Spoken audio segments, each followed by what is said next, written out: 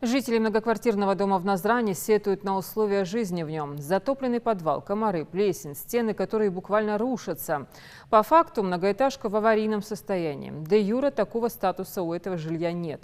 И несмотря на это, городские власти нашли альтернативу, предложили переехать в новый микрорайон. Но встретили сопротивление. Жители аварийки не готовы переезжать в другое место.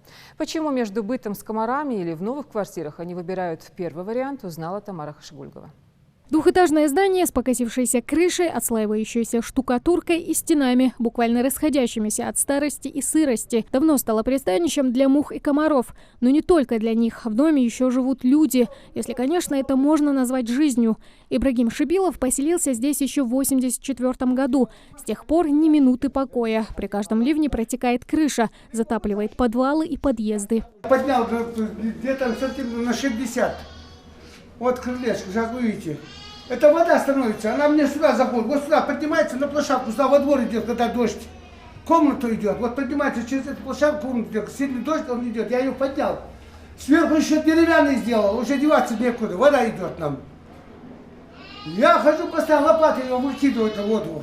Вот как часто у вас затапливает? Как дождь, так и затапливает. Двухэтажный дом в заводском районе Назрани построен еще в 60-х годах прошлого века. Капитальному ремонту не подвергался ни разу, говорят жители. А вот затапливает подвалы с завидным постоянством. Решить проблему после обращений вызвалась местная администрация. К нам обратились жители дома, что у них канализация переливает. И вчера совместно с работниками водоканала мы полностью всю эту территорию почистили, все привели в порядок. Теперь канализации нету, она сама уже уходит уже самотеком. Часто возникает, потому что трубы, все это аварийное, и дом сам аварийный, поэтому проходит эта ситуация. Однако откачать дождевую воду и устранить течь, которая то и дело возникает из-за порывов, не значит решить проблему. Как говорят местные, сегодняшний сценарий повторится снова, стоит только выпасть осадком. Канализация не работает. Воды нету. Свет мы сами собрали, деньги делали. А что делать? Трещины везде.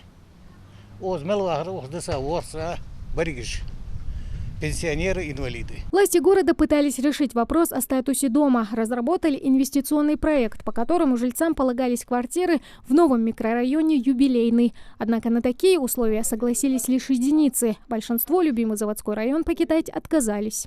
Если нас переселяют куда-то, пусть переселяют. Вот эти дома, вот это, они 3 дома здесь, они должны на этом месте нам дать.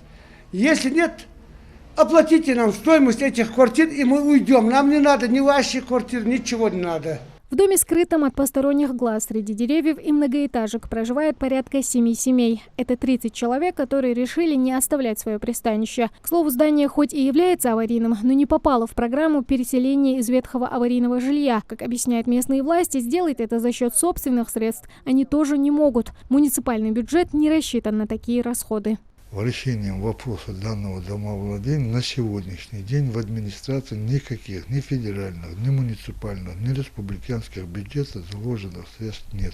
Только путем привлечения инвестора из небюджетных источников. Вот понять этого они как-то не могут, не хотят они этого понимать.